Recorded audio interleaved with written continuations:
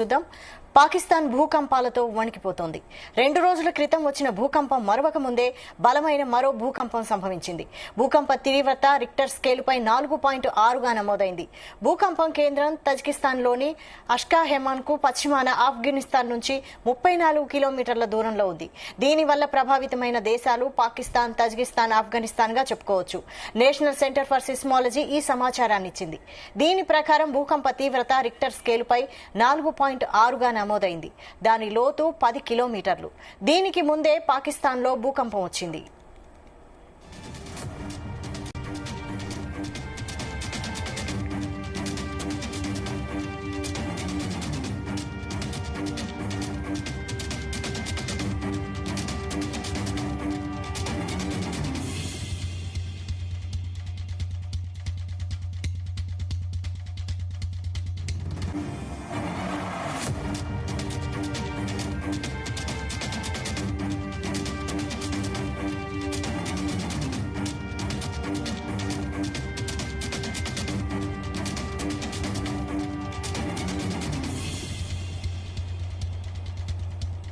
పాకిస్తాన్ భూకంపాలతో వణికిపోతోంది.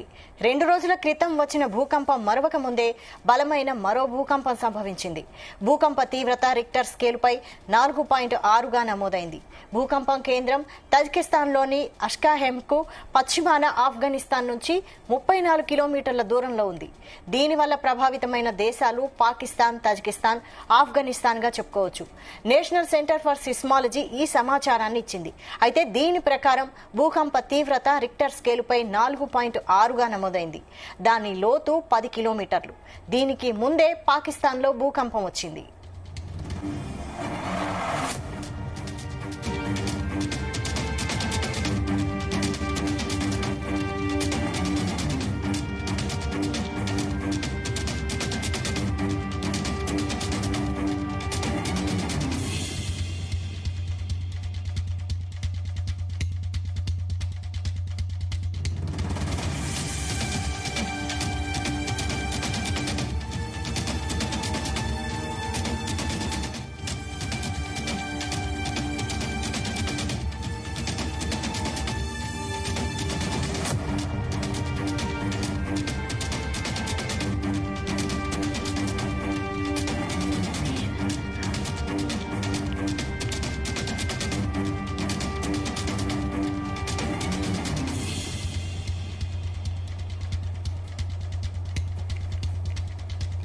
పాకిస్తాన్ భూకంపాలతో వణికిపోతోంది. 2 రోజుల క్రితం వచ్చిన భూకంపం మరవక ముందే బలమైన మరో భూకంపం సంభవించింది. భూకంప తీవ్రత రిక్టర్ స్కేలుపై 4.6గా నమోదైంది.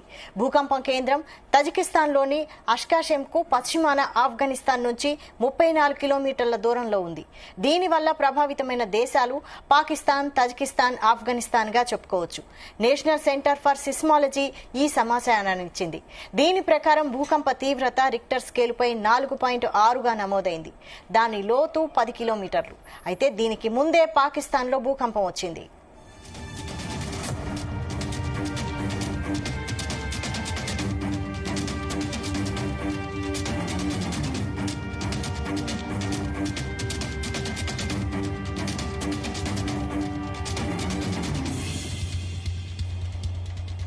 ఇదే అంశంపై మరిన్ని details chief news coordinator Radhakrishna అందిస్తారు. రాధాకృష్ణ.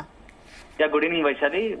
పాకిస్తాన్ కు మరోసారి భూకంపము తీవ్రత పెరిగింది. 4.6 భూకంపం వచ్చింది. ఇటీవల కాలంలో వరుసగా 2-3 రోజుల క్రితం కూడా ఇలాంటి భూకంపమే వచ్చింది.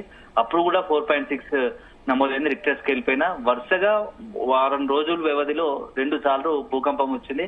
అయితే ఈ భూకంప తీవ్రత 4.6 గా ఉంటుంది.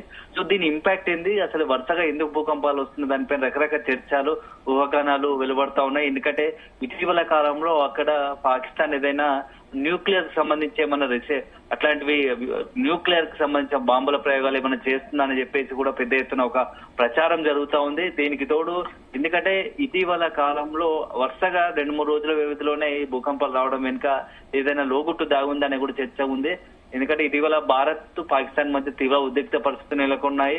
ఈ పరిస్థితుల్లో అక్కడ అనేకమైనటువంటి అంటే ఒక పరిస్థితిలో రెండు దేశాల మధ్య యుద్ధం జరుగుతుందనే పరిస్థితి దాటింది.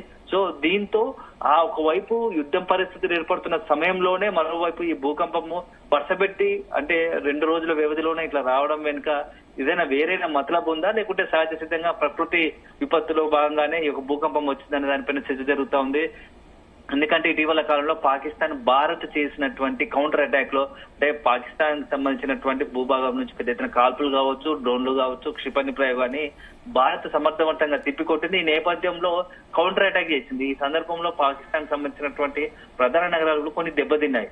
అయితే ఈ నేపథ్యంలో రగిలిపోతున్నటువంటి పాకిస్తాన్ భారత్ ను ఏమీ చేయలేక అంటే భారత్ నుంచి వస్తున్న కౌంటర్ అటాక్ ను తట్టుకోలేక ఏదైనా మిజైల్స్ ప్రయోగం లాంటివి చేస్తా ఉందా అండర్ గ్రౌండ్ లో, దాని వల్లనే ఈ భూకంపం ఎఫెక్ట్ ఏమైనా జరుగుతుందా, భూకంపన కారణం అదేనా అనే ఒక చర్చ లేకపోలేదు. ఎందుకంటే మొన్న ఎక్కడైతే పరిసర ప్రాంతాలు జరిగిందో ఇప్పుడు కూడా అదే పరిస్థితి, అదే తీరంలో ఇప్పుడు భూకంపం వచ్చింది. మొన్న కూడా ఆఫ్ఘనిస్తాన్ నుంచి 30 కిలోమీటర్ దాదాపుగా అదే సరిహద్దు ప్రాంతాల్లో ఆఫ్ఘనిస్తాన్ పాకిస్తాన్ సరిహద్దుల్లో ఈ యొక్క భూకంపం తీవ్రత ఉన్నట్టు తెలుస్తా ఉంది. దాదాపుగా 10 కిలోమీటర్ల లోతులో ఈ భూకంపం నమోదైంది. అది కూడా రిక్టర్ స్కేల్ గా 4.6 గా నమోదైంది. సో మొన్న కూడా ఏదైతే జరుగుతుందో సేమ్ అదే మళ్ళీ రిపీట్ అయింది. అది దీని ప్రభావం పాకిస్తాన్, తజికిస్తాన్, ఆఫ్ఘనిస్తాన్ కొంత ఈ నియరెస్ట్ పాక్ సరిహద్దు దేశాలకు సంబంధించి ఇంపాక్ట్ ఉంది. సో ఇది ఒక రకంగా ఉంటే ఈ భూకంపాలకు ప్రకృతి సిద్ధంగా వస్తున్నాయి, లేకుంటే ఇంకేదైనా అక్కడ ఉన్నటువంటి మిజైల్ ప్రయోగాలతో ఇలాంటివి జరుగుతున్నాయని చెప్పేసి ఒక చర్చ జరుగుతా ఉంది. ఎందుకంటే ఇటీవల పాకిస్తాన్ కు మాత్రం టైం బాగాలేదని చెప్పవచ్చు. ఎందుకంటే ఇంటర్నల్ గా పాకిస్తాన్ దేశంలో అనేక సమస్యలు, అంతర్గత సమస్యలు ఉన్నాయి. ఇప్పటికీ ఆర్థిక సంక్షోభం కావచ్చు, మరోవైపు భారత్ తో యుద్ధ పరిస్థితి, అటు బెలూచిస్తాన్ ఇంటర్నల్ స్వతంత్ర దేశం కావాలని వారు పోరాడుతున్నారు. ఇప్పుడు మరో రకంగా ఈ ప్రకృతి విపత్తు. సో మొత్తంగా పాకిస్తాన్ ను అన్ని వైపులా చుట్టుముట్టి పాకిస్తాన్ యొక్క భవిష్యత్తునే కాలరాసే విధంగా, విధ్వంసమయ్యే విధంగా పరిస్థితులు ఏర్పడుతున్నాయి. అందుకే దీని అన్నిటి కారణం పాకిస్తాన్ చేసిన పాపాలే ఈ రోజు పాకిస్తాన్ కు ఇట్లా ఈ రకంగా వరుసపెట్టి సమస్యలు కావచ్చు, ఇబ్బందులు కావచ్చు, ఇట్లాంటి ప్రకృతి విపత్తులు కూడా ఎదురు కాబోతున్నాయని చర్చ నడుస్తా ఉంది. ఎందుకంటే పాకిస్తాన్ సంబంధించి తీవ్రవాద ముప్పుతో ఇప్పటికీ ఇబ్బంది పడుతోంది. భారత్ సంబంధించి ఎప్పుడు అటాక్ చేస్తుందో తెలియని పరిస్థితి, టెన్షన్ పాకిస్తాన్ లో ఉంది. అదే సందర్భంలో బెలూచిస్తాన్ స్వతంత్ర దేశం ఏర్పాటుకు సిద్ధమవుతా ఉంది. ఇక దీనికి తోడు ప్రకృతి విపత్తులు వరుసగా 2 సార్లు భూకంపం రావడంతో అక్కడ ఏం జరుగుతుందో తెలియని పరిస్థితి, ప్రజలు అయోమయంగా ఉంటున్నారు. సో దీంతో ఆ నేతలు కావచ్చు, అక్కడ ఉన్నటువంటి బంకర్లు దాచుకునే పరిస్థితి. మొత్తానికైతే ఈ యొక్క భూకంపం మాత్రం అక్కడ ఉన్నటి వాళ్ళను నిద్ర లేకుండా చేస్తుందని చెప్పవచ్చు. మొన్నటి వరకు భారత్ తో యుద్ధంలో యుద్ధ సమయంలో ఏం జరుగుతుందో తెలియని టెన్షన్ ఉండగా ఇప్పుడు వరుసపెట్టి వస్తున్నటువంటి భూకంపాలతో ఎప్పుడు ఏం జరుగుతుందో తెలియని పరిస్థితి నెలకొంది. వైశాలి, అంటే దాదాపు ఈ భూకంపంతో పాకిస్తాన్ లో ఎలాంటి తీవ్ర నష్టం ఏర్పడింది? అంటే ప్రస్తుతానికి అది 4.6 రిక్టర్ స్కేల్ నమోదైంది. కొంత అంటే అక్కడ ఉన్నటువంటి ఆ యొక్క సమూహంలో ఆ ఏరియాలో ఉన్నటువంటి భవనాలు కూడా కొంత కంపించాయి. దీంతో అక్కడ స్థానికులు ఒక్కసారి భయకంపితులే బయటకు పరుగులెత్తారు, అంటే మైదాన ప్రాంతాలు పరిగెత్తారు. సో ఏం జరుగుతుందో తెలియలేకనే ఒక పెద్ద ఒక వైబ్రేషన్ వచ్చింది భూకంపం. దాటికి వెంటనే బయటకు పరిగెత్తి వాళ్ళు తమ ప్రాణాలను అరచేతిలో పెట్టుకుని బయటకు పరిగెత్తారు. సో దాదాపుగా 2 నుంచి 3 సెకండ్ల పాటు ప్రకంపనలు వచ్చాయి 2 నిమిషాల వ్యవధిలోనే. ఆ తర్వాత అది భూకంపంగా తెలుసుకున్నటువంటి ప్రజలు ఈ పెద్ద ఎత్తున అంటే మరీ తీవ్రత ఎక్కువ లేకపోవడంతో కొద్దిగా దాని నుంచి బయటపడ్డారు. సో ప్రస్తుతానికి వరుసగా ఈ మధ్య కాలంలో రోజుల వ్యవధిలోనే 2 సార్లు రావడం పట్ల మాత్రం అక్కడ ఉన్నటువంటి స్థానికులు ఆందోళన చెందుతున్నారు. ఎప్పుడు ఏం జరుగుతుందో తెలియని పరిస్థితి నెలకొంది. మొన్నటి వరకు ఒక యుద్ధ పరిస్థితులు ఉంటాయి, ఇప్పుడు ఇట్లాంటి భూకంపంతో ప్రకృతి విపత్తు పాకిస్తాన్ ఏం జరుగుతుంది, పాకిస్తాన్ లో ఏం జరుగుతుంది, పాకిస్తాన్ కి ఏదైనా ప్రకృతి విపత్తు ముంచి ఉందా ఈ భూకంపంతో అని ఒక ఆందోళనలో అక్కడ ఉన్న ప్రజలు అనుకుంటున్నారు. Vaishali, right, thank you Radhakrishna.